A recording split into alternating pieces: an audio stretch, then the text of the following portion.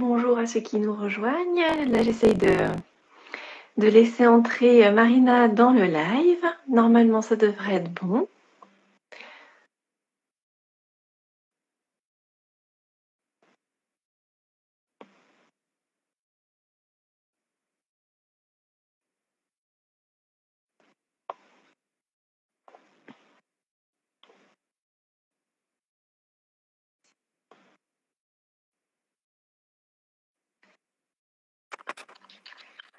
Ça y est. Bonjour Marina. Coucou. Effectivement, j'ai eu un petit. J'ai l'impression que ça marchait pas tout à fait, mais finalement, si, on est tout bon. On y arrive toujours, il y a toujours une solution. Ouais.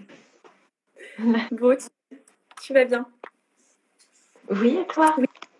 Oui, ça va. Ça va, ça va. Bon, c'est bien, il y a des gens qui commencent à nous rejoindre. Ouais. Est-ce qu'on laisse quelques minutes, voir s'il y a un peu plus de monde qui arrive? Si tu veux, oui, on peut attendre. Ça te va? Ouais. On peut attendre quelques secondes, il n'y a pas de souci. En tout cas, je suis contente de faire ce live. Ouais, moi aussi, c'est chouette. En plus, je pense que c'est vraiment une thématique qui va parler à beaucoup de gens. Parce qu'effectivement, ce dont on va parler, c'est pas que le burn-out une fois qu'on en a fait un, c'est aussi toutes les choses peut-être à mettre en place avant que ça arrive, justement. Donc, Oui. Et puis voir après ce que ça vient mettre en lumière, notre rapport avec le travail, etc. Ouais. Et puis de le voir d'une manière un peu plus consciente que juste j'ai fait un burn-out, je me retrouve en arrêt, qu'est-ce que je fais? C'est ça. Ouais, tout à fait. Ouais. Bon, moi je te propose de commencer. Ouais. Puis les gens arriveront peut-être au fur et à mesure. Puis de toute façon, le replay sera disponible sur nos deux chaînes et sur YouTube aussi, parce que toi aussi, tu as ta chaîne YouTube. Donc, Oui, c'est vrai. Donc, merci à ceux qui nous ont rejoints pour ce nouvel épisode de Partage de la conscience. Donc, comme on disait avec Marina, on va parler aujourd'hui d'un sujet qui concerne quand même beaucoup de personnes, puisque 41% des salariés en 2022 se déclaraient en détresse psychologique. Et donc, on va parler du burn-out. Moi, personnellement, je suis passée par cette case-là. Et Marina, elle accompagne les personnes en reconversion professionnelle. Et souvent, quand on fait un burn-out, justement, on se reconvertit derrière. Et Marina, moi, j'aime beaucoup ton approche de la reconversion parce que tu vas aussi parler justement des émotions, des croyances auxquelles on va se confronter, etc. Donc, tu amènes un aspect un peu plus, on va dire, un petit peu plus conscient, un peu plus spirituel que simplement dans la matière, qu'est-ce que je fais, qu'est-ce que je mets en place. Tu vas nous inviter à aller regarder à l'intérieur de nous ce que ça révèle. Voilà. Complètement, ouais. C'est un moment, la reconversion, où il se passe beaucoup de choses. C'est très dur, en fait, au niveau émotionnel. Pour moi, c'est même, je dirais, le frein numéro 1, en fait, à la reconversion. C'est qu'en général, il y a beaucoup de choses, en fait, vu qu'il y a un stress qui va se mettre, il va y avoir beaucoup de peurs qui vont se réveiller, beaucoup de changements, etc. Et ce qui fait qu'effectivement, travailler sur ses émotions, enfin, j'aime pas trop ce mot de travailler pour les émotions, mais en tout cas, avoir une action dessus, ça va être quand même très important. Et effectivement, on peut y voir un petit côté plus spirituel aussi sur un peu l'idée de pourquoi est-ce qu'on se reconvertit en fait, pourquoi est-ce qu'on fait tout ça et pourquoi toutes ces peurs aussi viennent se réveiller. Retrouver du sens aussi, quand on est en burn-out, généralement, c'est souvent une perte de sens. Est-ce que tu aurais une petite définition d'ailleurs à nous proposer du burn-out ? Ouais. C'est vrai que le burn-out, en plus, c'est un mot qu'on utilise beaucoup maintenant. Il y a beaucoup de gens qui disent qu'il faut un burn-out. En fait, en vérité, on va dire un vrai burn-out, c'est vraiment un état d'épuisement, d'effondrement qui est total au niveau physiologique. C'est-à-dire qu'en fait, à un moment donné, le corps, il n'y a plus rien qui fonctionne quasiment. Souvent, c'est le cas où on se lève un matin et en fait, en vérité, on ne se lève pas, on ne peut plus se lever.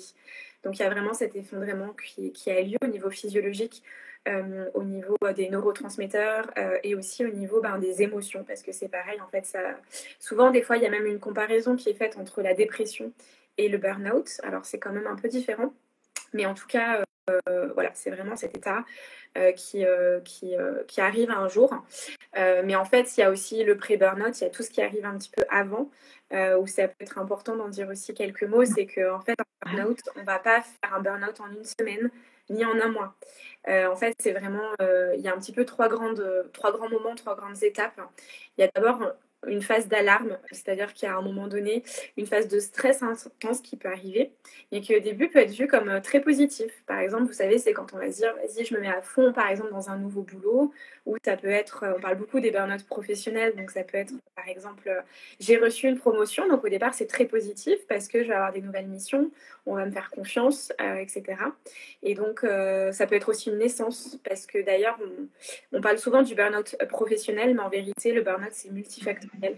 En général, c'est jamais que professionnel ou que familial, mais c'est vrai qu'au départ, on parlait beaucoup au niveau pro, et puis en fait, on se rend compte que par exemple, des mamans célibataires ou des personnes qui gèrent beaucoup, par exemple, qui ont à charge des enfants qui peuvent être malades, ou une famille où ça va être il y avoir beaucoup de problématiques, beaucoup de choses qui sont très dures et très lourdes à porter, mais en fait, ça vient aussi se rajouter.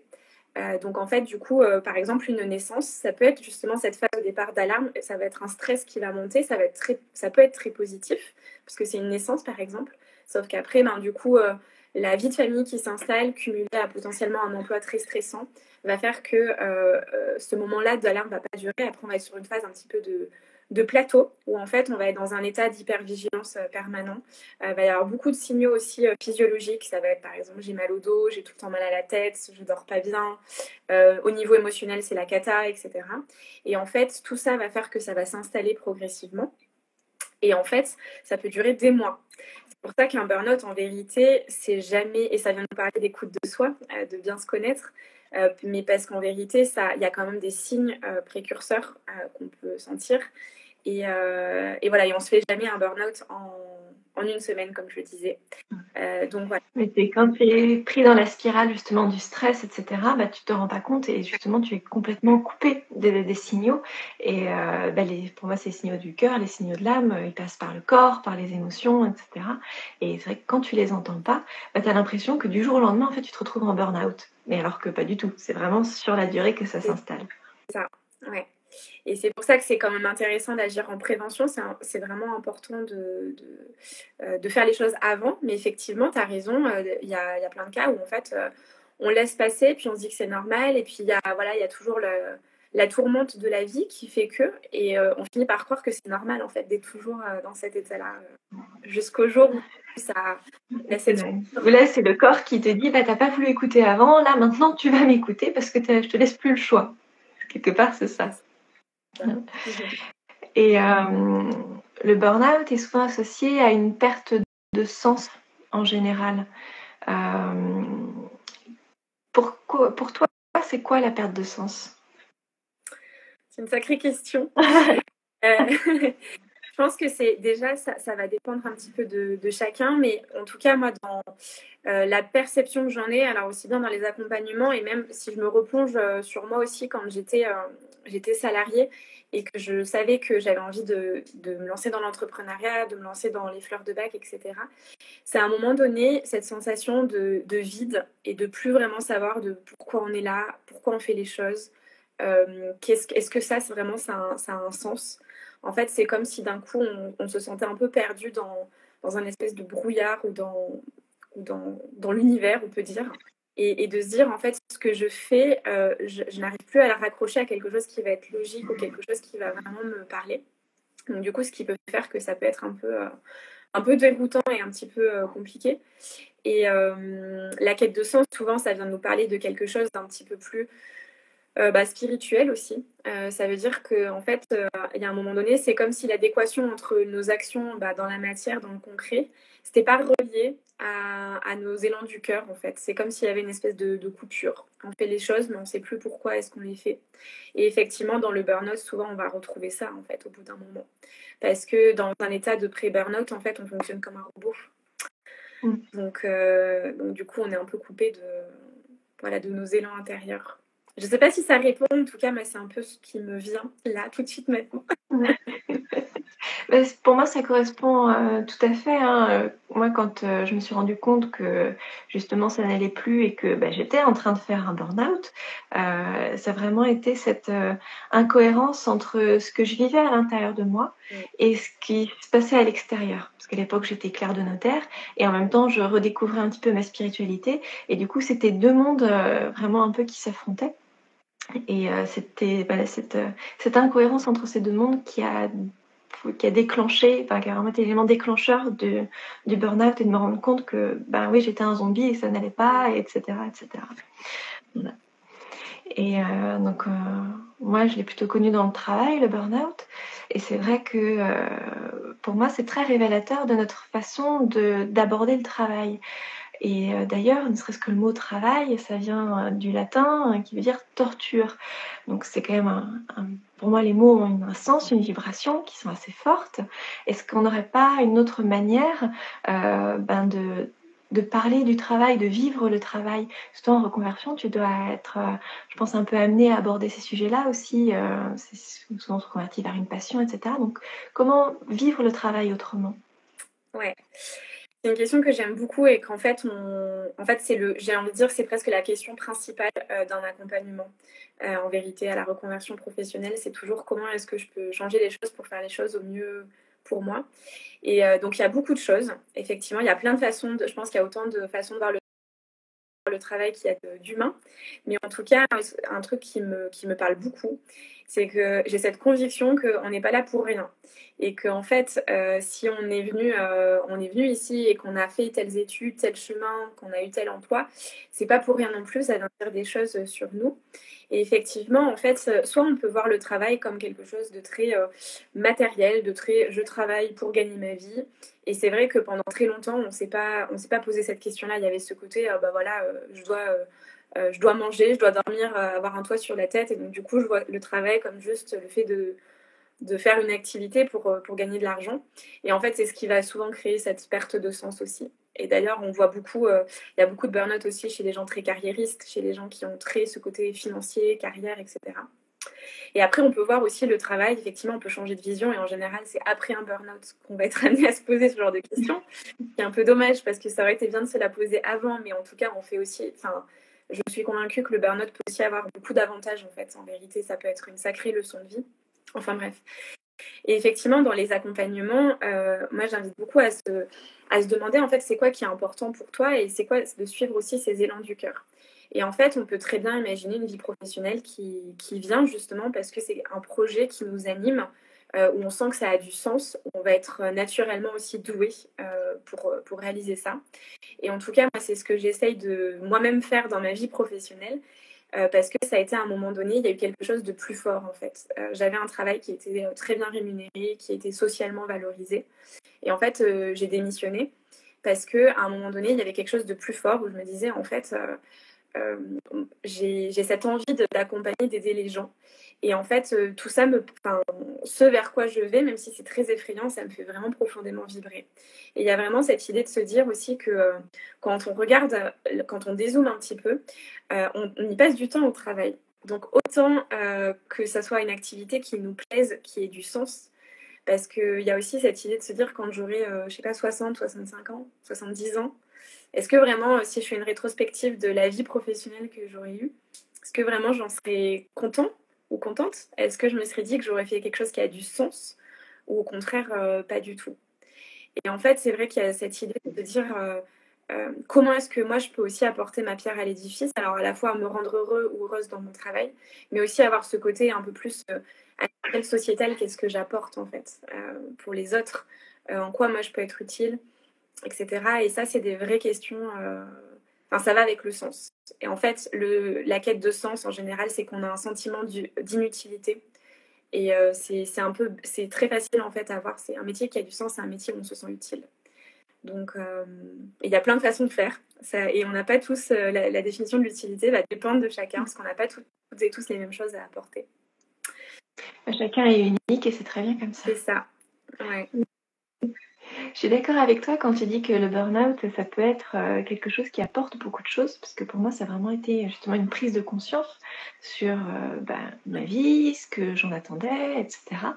Donc c'est une étape qui est très, très difficile à passer, mais c'est vrai que ça apporte beaucoup de choses derrière. Et je pense que ce soit en burn-out ou en reconversion professionnelle, on va être confronté à des peurs ou à des croyances qui vont être assez similaires. Quelles sont les peurs et les croyances que tu rencontres le plus souvent, toi, dans tes accompagnements? Il y a beaucoup le manque de confiance en soi. Le fait de se sentir pas capable, de se dire qu'on n'y arrivera pas, que ça va être difficile, etc. Il y a un gros souci de dévalorisation.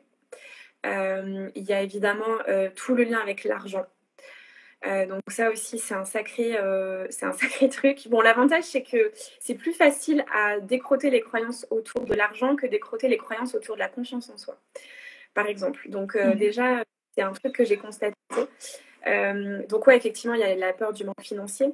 Il y a beaucoup, et d'ailleurs, je crois que c'est l'un des derniers posts que j'ai fait, qui est sur aussi le fait que si on va vers un métier passion, si on se reconvertit pour faire quelque chose qui a plus de sens, qui va nous rendre plus heureux, bah, quelque part, il faut bien qu'à un moment donné, il y a un truc qui bloque ou qui bug. Et souvent, ce qui va bugger, ça va être au niveau de l'argent. Et on va pas se sentir capable, par exemple, de créer de l'argent avec une activité qu'on aime, qui a du sens pour nous. Donc ça, souvent, ça va être des croyances aussi un peu à faire changer. Il y a toutes les peurs liées au regard de l'autre aussi. Surtout quand... alors moi, c'est vrai que je sais pas... Enfin, ça va dépendre, mais en tout cas, dans les gens que moi, j'ai été amenée à accompagner, il y en a beaucoup aussi qui avaient ce certain statut social, avec un métier socialement valorisé et qui vont partir vers autre chose. Et c'est vrai que, par exemple, quand on va annoncer à sa famille qu'on veut devenir... je sais pas moi, artiste, peintre, ou qu'on veut faire prof de yoga ou se reconvertir sur des méthodes de santé naturelle, ce qui moi a été mon cas. Souvent, la famille, elle nous regardait avec des grands yeux ronds comme ça. Qu'est-ce que tu fais? Donc, On est dans une secte ou quoi? C'est souvent la réponse, hein. Surtout quand on est vers les méthodes naturelles, etc. ouais. Oui, mais je pense que la difficulté qu'on peut avoir, c'est que on s'identifie au travail. Ouais. Tu vois, quand on dit qui es-tu dans la vie, on répond je suis mon travail. Et pourtant, on est bien au-delà de son travail. On a du mal encore à se dissocier de ça. C'est tellement vrai. Ouais.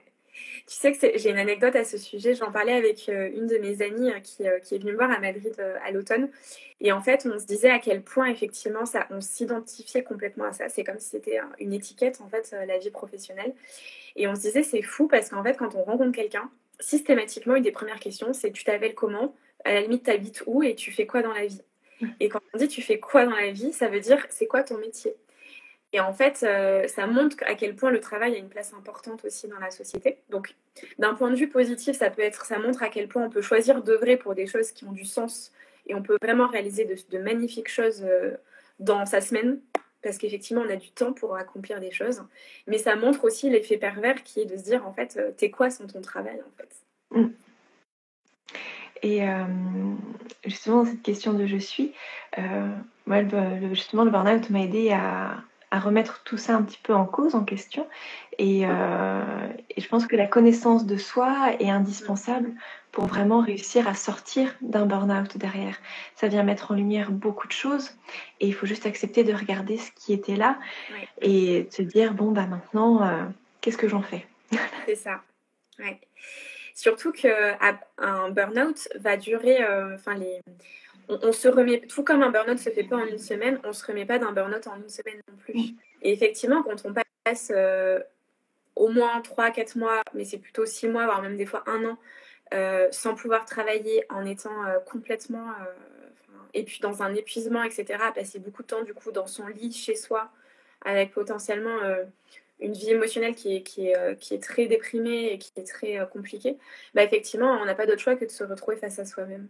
Et c'est ça qui est difficile, mais la beauté aussi de la chose, si on le prend avec du recul, c'est qu'en fait, ça va être un sacré moment d'introspection, ça, c'est sûr. Ouais. Et découvrir qui tu es vraiment, justement, en dehors de ton travail. Parce qu'une fois qu'il est plus là, tu arrives à te découvrir. Ouais, c'est sûr. Ouais. Toi, j'imagine, tu dois avoir un sacré retour d'expérience assez...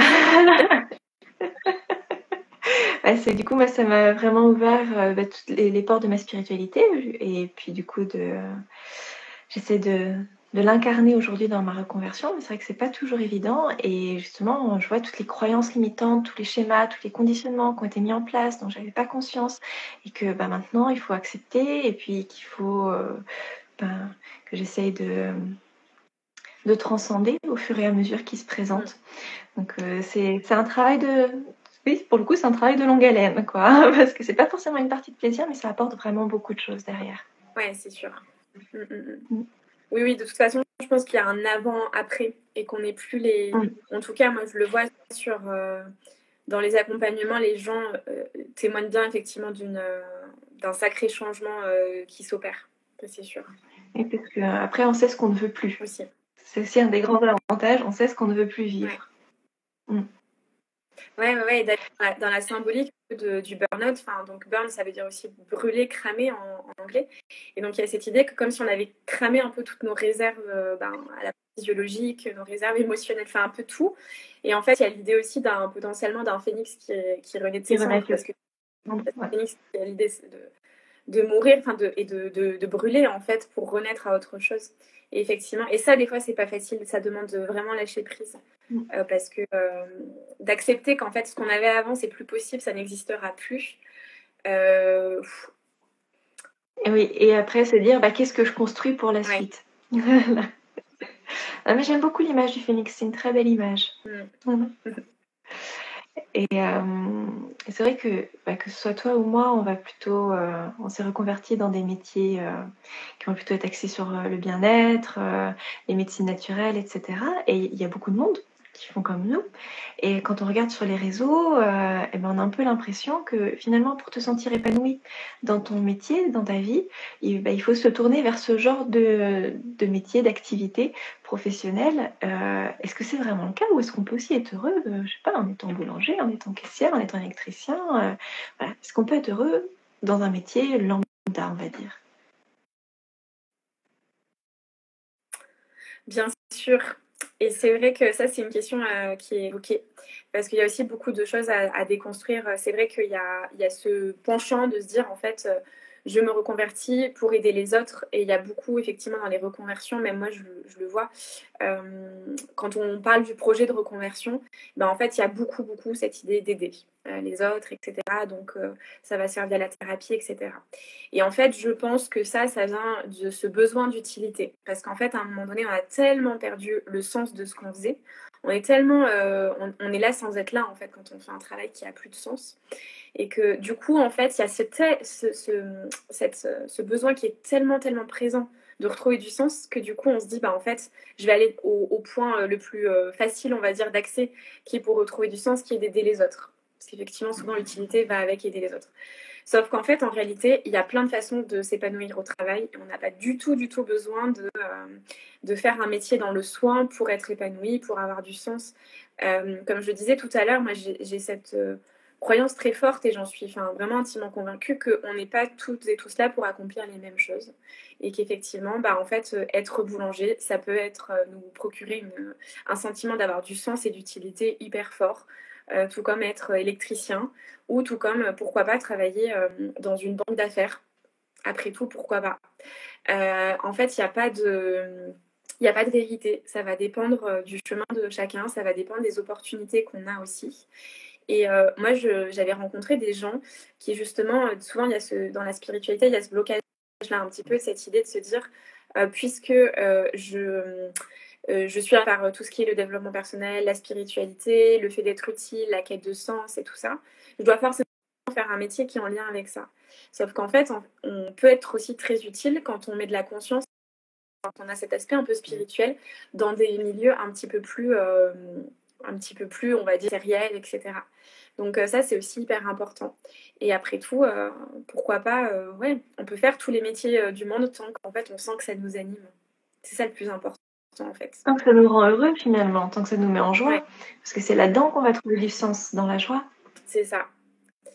C'est ça. Et ça, il n'y a que vous c'est que chacun individuellement qu'on le sait. Et en plus, ce qui est beau, c'est que ça peut changer. C'est que je vais mettre mes mains en silencieux, désolée. Et ouais, c'est ça, c'est que moi, je me dis aujourd'hui, je fais un métier qui est plutôt dans le soin, mais en fait, qui me dit que dans 5 ans, j'aurais pas envie d'être, je sais pas, genre pâtissière ou faire un autre métier, en fait. Et ça aussi, ça évolue et c'est aussi important de le dire. Ouais, donc, ne pas hésiter, quand on sent qu'on n'est plus en joie dans son métier, à se dire, c'est peut-être que ma joie est ailleurs. Aussi.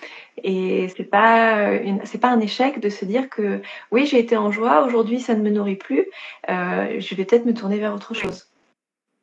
C'est ça, et c'est là où ça demande du courage aussi. Parce que c'est vrai que dans les... et je le comprends parce qu'en fait, souvent, il y a beaucoup de blocs, il y a beaucoup de la peur du manque, il y a plein de peurs en fait qui vient de se réveiller. Mais en fait, effectivement, ça te demande du courage à un moment donné de suivre les élans de son cœur. Vraiment. C'est limite plus difficile. Hein. C'est plus facile de rester dans une situation confortable matériellement, financièrement, socialement, plutôt Et que... mentalement, parce que même si on est en souffrance, mentalement, ça reste confortable de rester là-dedans. Ouais. Et ça, je le comprends parce que moi, je suis restée 8-9 mois dans ce processus-là où je savais que je voulais changer de direction professionnelle. Mais j'y arrivais pas parce qu'en fait, il y avait tout ça qui était trop fort. Donc moi, ça m'a pris 9 mois. Il y a des gens, ça va leur prendre moins. Il y a des gens, ça va prendre plus. Enfin, peu importe. Et c'est important d'écouter ça aussi parce que s'il y a des blocages, c'est qu'il y a aussi une raison. Donc on y va tranquille aussi. Mais c'est vrai que c'est important et ça demande du courage. Et c'est pas, des fois, suivre son cœur, c'est pas la voie la plus simple. Moi, j'ai l'habitude de dire que c'est au contraire, que c'est simple, mais que c'est pas facile. J'aime bien faire la distinction entre les deux, tu vois, parce que pour moi, ce qui rend les choses compliquées et difficiles, c'est justement le mental, le conditionnement, le fait d'être coupé de ses émotions, etc. Et c'est ça qui rend les choses compliquées. Mais en soi, la voie, elle est plutôt simple parce qu'on sait où veut nous mener notre cœur. On est juste en résistance, on veut pas y aller. C'est très vrai. J'aime beaucoup cette distinction entre simple et facile. Oui, je suis tout à fait d'accord avec ça. Tu l'as mieux expliqué que moi. Ouais, c'est ça. Ouais. Et finalement, c'est juste retrouver cette reconnexion à soi, quelle que soit la manière dont on le fait, que ce soit par la spiritualité, par les émotions, par l'écoute de son corps, etc. Mais juste revenir à réécouter ce qui se passe à l'intérieur de soi. Ouais. Et ça, c'est vrai qu'aussi, c'est en fait, même quand on se sent bloqué, parce que je pense que dans les gens qui sont là ou qui écouteront un replay, il y a des fois ce truc de se dire, bah oui, c'est bien facile mais, à dire, mais comment le faire aussi. Et ça, c'est vraiment des choses du quotidien. En fait, des fois, il faut pas non plus penser qu'on doit faire, je sais pas, on doit aller s'enfoncer au fin fond des Alpes et faire une retraite spirituelle pour s'écouter. C'est aussi, déjà, en fait, les émotions sont des informations, vraiment. Parce qu'en fait, ça vient juste indiquer qu'à un moment donné, il se passe quelque chose dans le corps. Et en fait, c'est aussi important de l'écouter. Mais ça peut être, c'est tout bête, mais moi, quand j'étais en processus de reconversion, tous les matins, la première chose que je faisais, c'était de m'asseoir 10 minutes, de fermer les yeux et de faire un peu la météo intérieure, de regarder ce qu'il y avait à l'intérieur de moi, comment je me sentais, quel discours intérieur était présent. Mettez en place. Et en fait, c'était juste 10 minutes. Alors, ça changeait pas la face du monde parce que quand je me sentais pas bien, quand je me sentais hyper mal, je continuais à me sentir hyper mal. Mais au moins, ça participait progressivement à une connaissance de soi. Et il y a plein de petites... Et c'est aussi toutes les activités qui vous font du bien. C'est aussi de voir, du coup, quand on sait pas où aller, quand on est dans des quêtes de sens, c'est qu'est-ce qui me fait du bien, en fait? Qu'est-ce qui me fait du mal? Qu'est-ce qui me fait du bien? Et en fait, d'aller aussi vers ces moments où, quand on fait des choses qui nous font du bien, c'est-à-dire que notre cœur, il va être plus ouvert. Donc, s'il est plus ouvert, on va avoir accès aussi à plus d'informations que quand on est complètement fermé sur son ordinateur à faire un truc qu'on n'aime pas faire. Donc, il y a plein de choses, et puis le quotidien aide. Hein. On fait toujours Oui. On a toujours des expériences qui vont nous aider et nous guider aussi. Donc, c'est vrai que quand on est en burn-out ou en reconversion, on a l'impression que la marche à franchir, elle est immense et que, effectivement, comme tu disais au départ, il y a ce manque de confiance en soi, de j'y arriverai jamais, etc., qui peut se mettre en route. Et plutôt que de se fixer le but ultime et de voir la plus grande marche, et les petits pas par petits pas, chaque jour, quelque chose dans son quotidien sur lequel on peut simplement mettre de la conscience, et puis peut-être la semaine suivante commencer à le changer parce qu'on se rend compte que justement ça nous est pas du bien. Enfin, voilà, vraiment y aller petit à petit et remettre de la conscience dans chaque geste du quotidien presque. Ouais, ça, ce que tu viens de dire, pour moi, c'est une des clés principales. et que je dis toujours, d'ailleurs c'est très présent je pense sur mon feed Instagram, c'est très présent dans tout, mais parce que c'est vrai. Et pour l'avoir moi-même vécu, en fait, au départ, je voulais, en fait, je me fixais des objectifs moi-même qui étaient des trucs à 3 ans, en fait, et je voulais les accomplir en 4 mois. Enfin, c'était irréaliste. Et effectivement, c'est vraiment d'y aller progressivement, petit peu par petit peu, et c'est ça qui va donner confiance, en fait, aussi. C'est ça qui va lever les blocages. Parce que plus on va y aller à son rythme, petit à petit, plus ça va être facile de passer à l'action et de lever comme blocage qui a levé, en fait. Donc, je suis totalement d'accord, et pour moi, c'est une des clés centrales de quand on est dans ces moments-là. Les petits. Oui. Parce que du coup, dans ces périodes-là, on est vraiment quelque part embarqué dans le mental, et revenir à soi, du coup, on revient un petit peu à l'instant présent, à l'écoute de soi, comme on disait, à la connaissance de soi, et on se laisse moins embarquer par le mental, c'est lui qui nous fixe ses objectifs irréalisables et qui va finalement nous conduire droit à l'échec, parce qu'il sera bien heureux de nous dire après, tu vois, je te l'avais dit, t'as pas réussi. C'est ça. Ouais. Et oui. Et c'est vrai que là, tu soulèves une difficulté qui est assez présente, c'est effectivement quand on est dans les périodes de reconversion, de burn-out, le mental est surprésent. Les émotions et le mental est surprésent, et c'est pour ça que c'est très difficile aussi de gérer, de se sentir bien, parce qu'en fait, on est dans un état souvent d'alerte permanente, et avec plein de pensées, plein de choses qui se... Le monde professionnel, après, ça dépend beaucoup de l'éducation qu'on a reçue, hein, mais je vois, par exemple, dans mon propre cas, c'était quelque chose d'extrêmement important, qui prenait effectivement beaucoup de place. Il fallait réussir, gagner sa vie, et du coup, de se retrouver dans cette incapacité de continuer à avancer dans la voie qui était toute tracée. Et c'est venu vraiment me remettre en cause profondément. Et oui, du coup, ça a réveillé tout un tas de croyances qui aujourd'hui me font beaucoup évoluer, hein.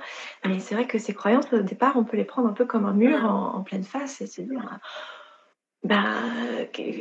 comment je surpasse un petit peu ces croyances. Je sais que tu aimes bien en parler sur ton feed Instagram. Donc, quels conseils tu peux donner à des personnes qui se retrouvent dans cette situation-là, avec des croyances de partout, qui les limitent, et du coup, le mental les garde sous contrôle? Comment est-ce qu'on peut, petit à petit, sortir de ces croyances? Pour moi, la première chose, c'est déjà de s'apporter beaucoup de douceur dans ces moments-là. Parce qu'effectivement, on sait qu'on est dans une période de vie qui est fragile, qui est instable.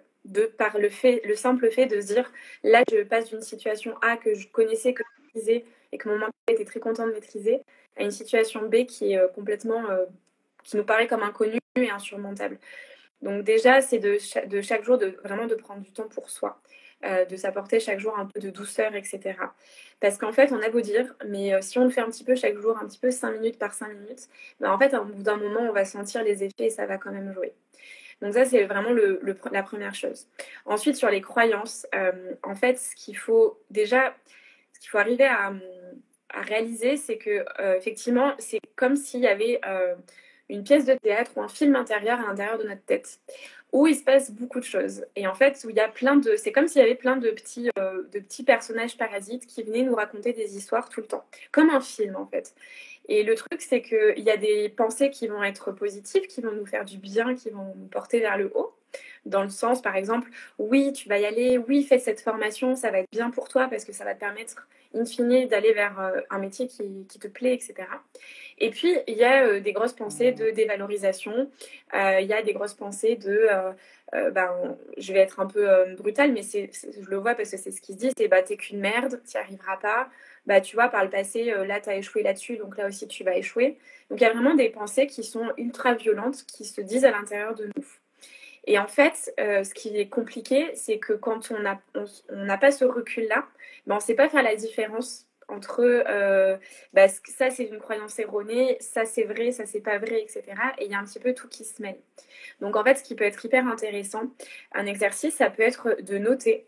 Par exemple, dès que vous avez des croyances qui sont négatives qui arrivent, ou des croyances qui sont erronées, notez-les. Et en fait, vous allez voir qu'il y en a quand même un certain nombre.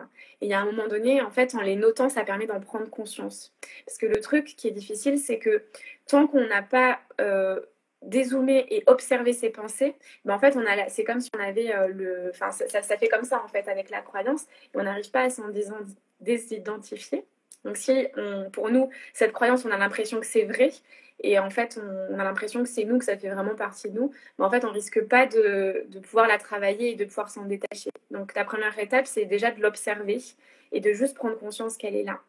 Et de potentiellement après arriver à se dire je dézoome et je me rends compte qu'en fait cette croyance elle est erronée. Alors elle est erronée, elle vient de différentes choses en nous présentes qui nous ont blessés dans la vie, etc. Peu importe. Mais en tout cas, elles sont présentes. Donc déjà de les noter et de prendre ce recul-là, ça va faire du bien. Ensuite, ce qu'on peut faire, une croyance, et ça c'est beaucoup les exercices un peu neurolinguistiques de PNL, etc. C'est une croyance, on peut la transformer. Donc c'est-à-dire, par exemple, si j'ai cette croyance, je manque de confiance en moi et je sais que je vais pas réussir, en fait c'est d'en prendre le contre-pied. Et c'est de se dire du coup, de se noter, ça c'est un exercice que j'avais fait en coaching, je note ma croyance négative, ensuite je note en quoi elle me dessert dans la vie. Donc par exemple, si là je sais que je manque de confiance en moi, en fait, en quoi ça me dessert? Du coup, ça m'empêche de passer à l'action, ça m'empêche de me sentir bien, ça m'empêche de parler de mon projet parce que dès que j'en parle, j'ai l'impression qu'en fait, comme j'ai pas confiance, je vais échouer et je vais pas avoir cette posture sereine. Ensuite, c'est de se noter en quoi est-ce que ça changerait quelque chose dans ma vie si j'arrêtais de penser ça. Là, en fait, de se poser cette question, on se rend compte que c'est possible en fait de penser différemment. On se rend compte qu'en fait c'est une croyance et qu'en fait elle existe aujourd'hui mais elle peut ne plus exister demain. Donc du coup ça serait de se dire là effectivement si j'arrêtais de penser ça, je passerais plus à l'action, j'oserais parler de mon projet, j'oserais démissionner ou demander une rupture conventionnelle, etc. Et ensuite c'est de créer une croyance qui soit plus positive. Et au début cette croyance nouvelle on va pas y croire. On va dire mais non c'est pas possible. Et en fait, c'est un peu ce mantra en anglais on dit fake it until you make it. Ça veut dire en gros, fais semblant, fais comme si tu y croyais jusqu'à ce que tu le fasses vraiment ou jusqu'à ce que tu y crois vraiment. Et du coup, c'est de se dire en fait, du coup, je me répète cette croyance. Donc vous pouvez même les écrire. Moi, j'ai en face de moi, de mon bureau, j'ai des affirmations positives sur ma vie professionnelle, par exemple. Donc il y a des fois il y a des jours où j'y crois pas. Et en fait, à force de me le répéter, à force de le voir, on finit par intégrer des croyances qui soient plus positives. Donc ça, c'est des exercices qui peuvent aider n'importe quel coach aurait pu vous dire ça. C'est pas un grand secret. Mais en tout cas, ça fait partie des choses qui peuvent aider. Après, moi, je travaille beaucoup avec les fleurs de bac. C'est mon métier premier. Donc, en fleurs de bac, on vient réguler les émotions, mais on vient aussi réguler de facto toutes les pensées. Parce qu'au départ, c'est la pensée qui crée l'émotion. Donc, on vient travailler sur tout ça. Il y a pas mal d'approches après, il y a pas mal de choses à faire. Il faut aller vers ce qui vous parle, mais en tout cas, c'est de se dire déjà d'avoir un temps le point de départ, c'est d'avoir ces temps de repos, de recul, pour conscientiser le fait qu'en fait, il y a tout un tas de bullshit à l'intérieur de votre tête. C'est, je pense, la première étape. Et après, allez voir, il y a plein d'accompagnements à la reconversion professionnelle. J'en propose, mais j'ai plein de collègues qui font aussi plein de choses merveilleuses. Il y a de la thérapie, il y a le yoga, la méditation. Enfin, il y a plein d'approches après. Et ça sera à vous d'aller piocher par rapport à ce qui vous anime, justement. Ce qui résonne, comme on dit généralement. Ouais. Et c'est vrai qu'au départ, quand on se retrouve dans un burn-out ou qu'on a envie de se lancer dans une reconversion, comme on est justement confronté à ces peurs, notamment peur du manque, et comment je vais gagner ma vie, etc., on va pas forcément tout de suite se tourner vers quelqu'un pour nous accompagner, même pas forcément quelqu'un de professionnel, parce qu'on va même pas forcément oser en parler à notre famille. Et pourtant, être entouré, c'est quand même extrêmement important dans ces périodes-là. C'est clair. Ouais, et même moi, c'est marrant parce qu'on peut dire c'est les cordeliers les plus belles chaussées, mais même moi, en fait, je me suis fait accompagner dans ma reconversion une fois que j'ai démissionné.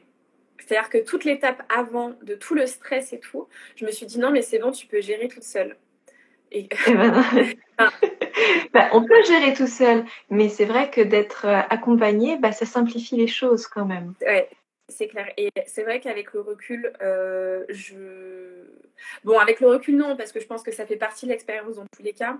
Mais c'est vrai que, oui, pour moi, c'est hyper important parce qu'en fait, on ne fait jamais une reconversion tout seul dans tous les cas. C'est pas possible, ne serait-ce que pour développer des nouvelles compétences pour son nouveau métier. On a besoin soit d'un organisme de formation ou de gens qui vont nous former à un moment donné. Donc, on n'est jamais seul et on se reconvertit jamais seul. Et effectivement, c'est un truc, au départ, on a l'impression d'avoir un peu le côté Wonder Woman, et d'ailleurs qu'on a dans le burn-out aussi. Hein. Souvent, c'est des personnalités assez qui portent beaucoup sur leurs épaules, qui sont capables d'ingurgiter un certain nombre d'heures de travail qui peuvent être assez impressionnants, etc. Donc, effectivement, c'est hyper important de s'entourer.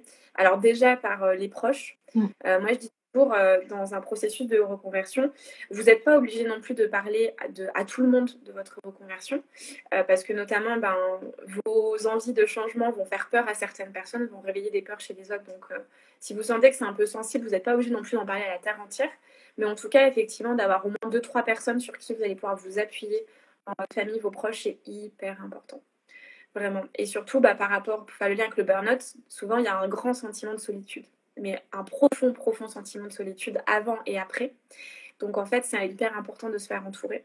Et après, effectivement, si le coaching à la reconversion professionnelle, il existe, si les thérapeutes, ils existent, c'est pas non plus pour rien. C'est qu'à un moment donné, il y a un besoin, en fait. Et par exemple, moi, ce que je fais, je le fais pas juste pour faire joli et pour créer un compte Instagram. C'est parce qu'en fait, à un moment donné, on se rend bien compte que tout seul, on n'y arrive pas ou on n'y arrive plus. Et le gros souci, c'est souvent qu'on fait appel à quelqu'un quand on n'y arrive plus. Ça serait bien aussi de se dire, en fait, quand faire un petit peu avant. on est un peu bloqué, de prendre le contre-pied et de se dire, voilà. Parce qu'effectivement, après, sur la santé mentale, sur la santé physique aussi, ça va jouer. Parce que quand on accumule beaucoup de stress, de questionnements existentiels, de fatigue, de tout, en fait, ça a des conséquences aussi sur le corps. Et donc, les capacités de récupération, après, elles sont pas les mêmes. Donc, c'est sûr que voilà. Bon, après, pour moi, c'est facile de dire ça parce que c'est mon métier. Mais, et j'ai conscience que c'est un process et que c'est pas simple. Parce que quelque part, quand on va demander de l'aide, c'est un peu mettre le genou à terre et se dire, là, je galère et comment est-ce que je peux faire pour... Voilà, donc ça demande aussi... Quelque part, oser demander de l'aide, c'est lâcher prise un petit peu. Parce qu'on est vraiment dans ce processus de lutte, de résistance, de je vais y aller, je vais me relever. Mais oser demander de l'aide, ou ne serait-ce que se reposer sur ses proches, comme tu disais, sur certains points, déjà ça, c'est une forme de lâcher prise qui va derrière ouvrir des portes et te permettre de mieux vivre, on va dire, cette période qui peut être assez intense et difficile. Ouais. Non, c'est sûr. Moi, je le vois là avec les personnes que j'accompagne. Il y a vraiment ce rôle de béquille temporaire et qui fait profondément du bien. Et c'est vrai que quand moi, je me replonge 2 ans en arrière, quand j'ai moi-même fait un coaching justement pour m'aider. Purée, mais en fait, les séances, c'était un vrai ressourcement. Enfin, ça faisait vraiment profondément du bien, quoi. Et en fait, en plus, c'est logique au-delà de ça, parce qu'on vit en société, on vit pas tout seul, on vit en communauté, qu'on le veuille ou non, en fait. Donc, si on est des êtres sociaux, c'est qu'il y a une raison. Donc ouais, non, je pense que c'est un des atouts qui peut vraiment aider.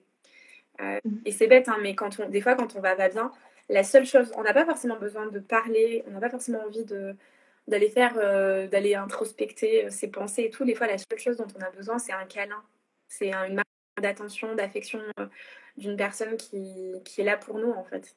Donc, le lien, toujours le lien, je pense qu'on a toutes et tous profondément besoin. Et tu vois, pour moi, le burn-out, au départ, on peut le vivre comme un échec personnel, quelque part. Et plus j'avance, plus je me dis que c'est pas du tout un échec personnel. Et s'il doit y avoir un échec, c'est plutôt un échec de la société. Et que finalement, quand tu passes à travers ces phases-là, que ce soit burn-out ou reconversion, c'est une porte pour t'aider à créer un autre monde. Ouais. Tu vois, que cette société qui nous a amenés dans ce mur. Complètement. Et ça, moi, tu vois, quand tu parlais, j'avais l'image, en fait, tu sais, là, du Fordisme, tu sais, au 19e siècle, tu sais, où c'était le travail à la chaîne, etc., en fait, sans sens, etc. Pour moi, le burn-out, c'est la conséquence de tout ça, et c'est juste la façon moderne de dire les choses par rapport à... Effectivement, on est... et de plus en plus, moi, je me rends compte, il y a des absurdités sociétales qui se présentent, mais on se dit, mais pourquoi... ça n'a aucun sens, en fait. Mais même dans le système scolaire, hein, il y a des choses qui se passent, en fait, qui abrutissent plus que ça n'aide, en fait. Et voilà, et ça fait partie de la société, voilà. Mais justement, ce qui peut être bien quand on est dans ces moments-là, c'est de se dire, bah voilà, comment est-ce que moi, à mon échelle aussi, je vais pouvoir changer les choses. Et ça aussi, on a une grande force intérieure, on a une immense capacité intérieure. Quand on suit justement ces petits élans du cœur, en fait, on peut accomplir des choses qui sont assez incroyables, en vérité.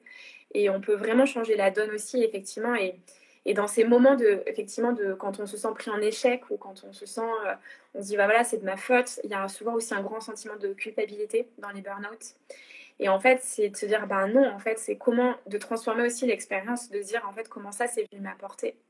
Et souvent, il y a une chose, c'est une amie à moi, Charlotte, qui disait ça et qui est très vrai, c'est qu'en fait, est-ce que c'est pas dans les moments les plus difficiles, en fait, qu'on a appris le plus sur nous aussi et que ça nous a fait évoluer, en fait. Et des fois, par exemple, un burn-out, ça peut être juste de voir, est-ce que c'est pas juste l'univers qui me donne un petit coup de pied aux fesses à un moment donné, et qui juste nous a indiqué que là, c'était pas la bonne direction, en fait. Parce que là, on a pris 15 000 stops et 15 000 feux rouges, mais en fait, ça faisait peut-être 5 ans que notre cœur, il nous disait d'aller ailleurs et qu'on l'a pas écouté. Et en fait, c'est aussi l'occasion magnifique de rebasculer. De retrouver sa voix quelque part. Et c'est bête, mais des fois, retrouver sa voix, ça va être sur des choses qui vont être faciles, ça va être fluide. Sauf qu'il faut bien avouer que pour beaucoup d'entre nous, souvent, on se prend des murs avant de comprendre. Et que des fois, c'est vrai, hein, moi je me rends compte aussi dans mon propre processus de reconversion, au final, j'en ai beaucoup souffert, ça a été difficile. C'est pour ça que du coup, je fais de l'accompagnement aujourd'hui. Mais avec le recul, je me dis, est-ce que ça n'a pas été en même temps une des périodes les plus difficiles, les plus challengeantes, mais une des plus belles périodes qui m'a ouvert sur après un certain nombre de choses qui ne seraient jamais arrivées si j'étais restée à me contenter de moi, en fait, ou à être dans une voie qui ne m'allait pas. Donc, c'est sûr. C'est des cadeaux cachés. Oui, mais c'est pas toujours évident, et c'est vrai que dans le domaine spirituel, on en parle beaucoup, de ces cadeaux cachés, etc. Et quand on est le nez dedans, c'est très difficile à trouver, le cadeau caché. On est plutôt en train de subir la situation plus qu'autre chose.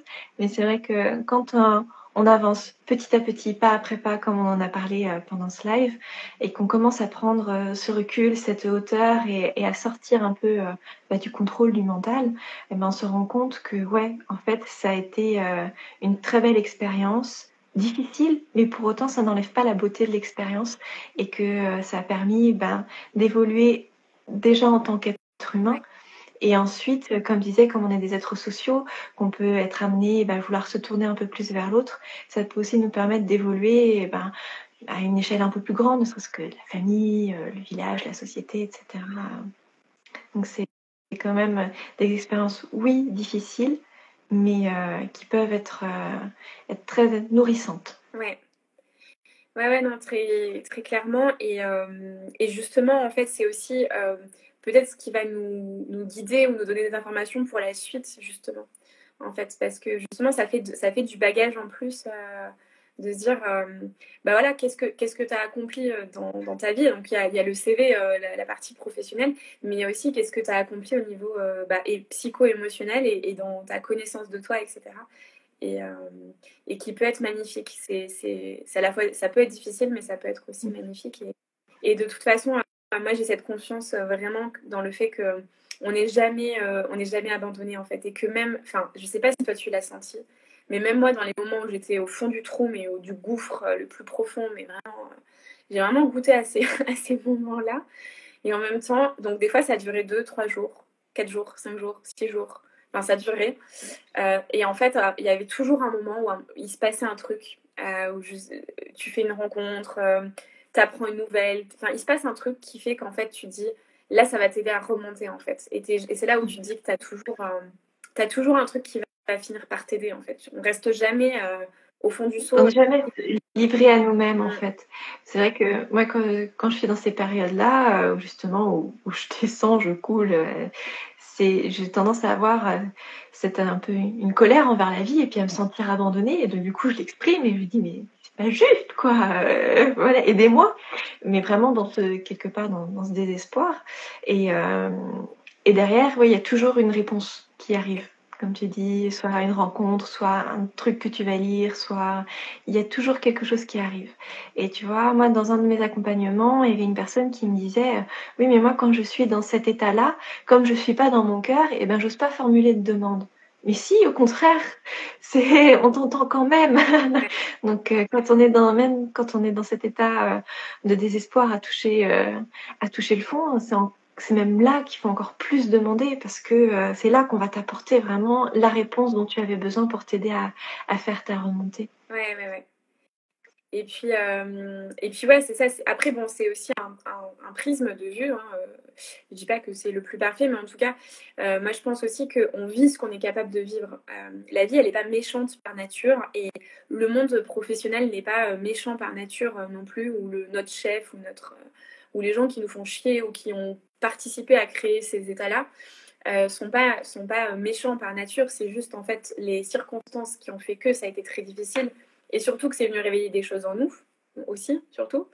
Mais en fait, il y a vraiment cette idée que si ça arrive, c'est qu'on est capable de le surmonter. Même si sur le moment, on se dit, et ça m'est encore arrivé ce week-end, alors sur quelque chose de personnel et pas pro, mais des fois de me dire, en fait, là, je me sens dans une impasse et j'ai l'impression que je vais jamais m'en sortir, en fait. Et en fait, c'est pas vrai. Quand on le vit, c'est qu'on est capable de le surmonter. Et d'avoir vraiment, mais c'est même plus qu'une croyance, en fait, c'est cette confiance que ça va aller, vraiment.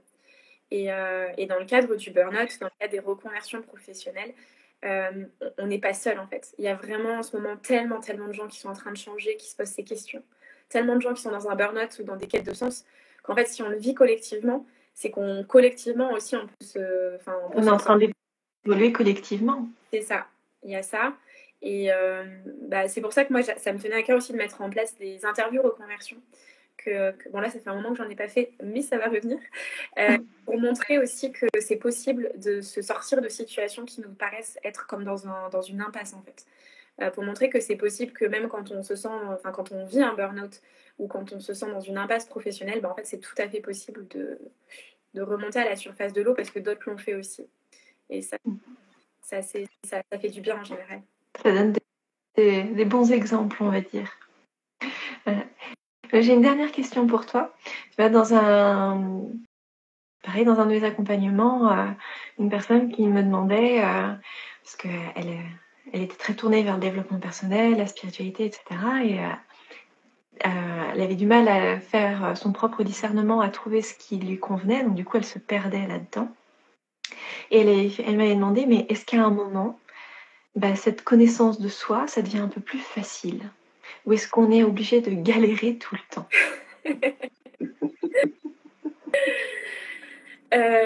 C'est une très bonne question. Je sais pas si j'ai la réponse. Moi-même, je me pose cette question, tu vois.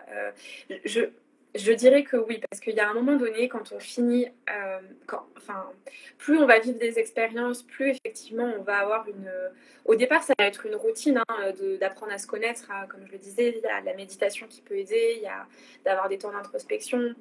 Moi, les fleurs de bac, par exemple, m'ont énormément aidé et c'est une méthode aussi qui participe à la connaissance de soi, donc ça m'a beaucoup aidé. Donc effectivement, aujourd'hui, il y a certains de mes petits personnages intérieurs que je connais par cœur et on cohabite ensemble et effectivement, on arrive à mieux se connaître. Pour autant, des fois, en fait, si je suis parfaitement honnête, en tout cas avec moi, mon expérience, plus je me connais, plus aussi, des fois, j'ai des challenges qui sont à la hauteur de ma connaissance. Donc, c'est-à-dire qu'ils sont des challenges un peu plus difficiles, entre guillemets difficiles, qui sont quand même intenses. Donc, les challenges ne s'arrêtent pas, en tout cas pour moi. Je dis pas parce que plus je me connais, plus c'est facile. Du coup, je sais pas exactement, mais en tout cas, je pense qu'aujourd'hui, j'ai plus une boîte à outils qui va m'aider à faire face à ça, que ces moments en fait où on se sent pas bien, ça dure quand même moins longtemps, parce qu'à un moment donné, on se rend compte que c'est le mental qui est encore Qui est revenu avec ses croyances, etc. Ouais. C'est aussi de se dire j'arrête de croire à ça en fait, parce que je sais que ça me dessert. Donc je pense qu'il y a tout ça. Donc oui, en un sens c'est plus facile, mais par contre pour autant ça ne veut pas dire que parce qu'on se connaît que les challenges vont s'arrêter, et c'est un apprentissage permanent. Enfin moi, s'il y a un truc que j'ai compris, il y a eu des moments un peu dans mon processus spirituel, parce que je dirais que j'ai cette sensibilité là, ça fait quand même 4 bonnes années maintenant. Et il y avait des moments où j'étais persuadée d'avoir compris et de me dire bah si, c'est facile, ou de rejeter dès que j'avais un problème, de me dire ouais non mais c'est la faute à machin, ou c'est parce que je sais pas, l'alignement des planètes est comme ci comme ça. Et en fait je me suis rendu compte que c'était faux aussi, et que en fait moi je vois ça comme une terre d'école aussi. Enfin on est là pour faire des expériences. Alors il y en a des très sympas, mais il y en a aussi des plus difficiles, et je pense que ça serait être très imbu de soi-même aussi, que de se dire j'ai tout compris et aujourd'hui c'est facile. Mais par contre, le rapport, c'est plutôt ça en fait. En fait, désolée, mais je te parle, hein, le processus s'est fait dans ma tête. Je pense qu'il y a un moment donné où, et de plus en plus, ça ne veut pas dire que ça sera facile de gérer tous les challenges, mais en fait, il y a cette confiance que ça va aller malgré tout. Donc, c'est peut-être plus facile en un sens. Ouais, c'est vraiment cette confiance, je pense, qui fait qu'on se dit que ça va aller. Et je voulais dire un autre truc, mais j'ai oublié. Je ne sais pas si ça va me revenir. Du coup, la réponse que j'avais apportée à cette personne-là, c'était effectivement, ça ne t'épargnera pas les épreuves de la vie, les aléas de la vie, hein, de te connaître, parce que, comme tu dis, on est là pour apprendre, donc on va être confronté à certaines choses. Mais par contre, en te connaissant, en sachant comment tu réagis, qui tu es, et ce qui sera plus facile, ce qui sera plus simple, c'est d'adapter ta réaction à ce que tu vis. Et du coup, ça rendra les choses plus faciles de les vivre, parce que tu sais que tu seras capable de les vivre sans te laisser abattre par ces épreuves que tu peux rencontrer dans la vie. Ouais. Oui, c'est tout à fait ça. Ouais. Oui, c'est un peu ce que je disais là à la fin. Ouais, c'est ça, c'est la façon dont on perçoit les épreuves qui va changer. Et j'ai retrouvé entre-temps ce que je voulais dire aussi. Donc, c'est que peut-être que du coup, oui, les challenges vont pas s'arrêter, mais à côté de ça aussi, du coup, la perception de la vie qu'on va changer, et les cadeaux, enfin les choses aussi qui vont se présenter vont être absolument, vont aussi évoluer, vraiment aussi. Parce que moi, je trouve que quand on lâche prise un peu par rapport à ça, qu'il y a cette confiance qui s'installe, on laisse aussi la place pour qu'il y ait des belles choses aussi qui arrivent. Et c'est aussi ça, parce que c'est vrai que là, on a parlé de la partie difficile, mais il y a aussi des parties magnifiques de la vie. Et moi, alors paradoxalement, je pense que ça fait 3 ans que j'ai eu pas mal de challenges et pas mal de changements de vie. Parce que même en moins, en 2 ans, entre 2021 et 2022, j'ai changé de métier, j'ai changé de lieu de vie. J'ai ma vie amoureuse qui est partie en live total. Il y a tout ce processus de déconstruction, reconstruction qui a duré à peu près 2 ans. Et donc là, je pense que je suis encore dans un processus de reconstruction. Et en même temps, j'ai eu des cadeaux de la vie, mais absolument fabuleux. Et il s'est passé des choses, mais que ça soit sous la forme de rencontres, d'argent, de vie professionnelle, sur tous les plans qui ont été waouh, vraiment. Et ça, je pense que c'est important aussi, ce côté incroyable de la vie, qu'il faut aussi s'en rappeler. Ouais. Après, la difficulté, c'est de faire la différence entre les attentes et s'ouvrir aux cadeaux de la vie, justement. C'est vrai. Les cadeaux ne sont pas toujours ce qu'on croit en plus. Oui. Mais c'est justement par la connaissance de soi et qu'on va réussir à trouver les cadeaux où ils sont cachés. C'est ça. Comme tu parlais des cadeaux cachés tout à l'heure. J'aime beaucoup t'écouter, Marina. C'est un joli commentaire, ça.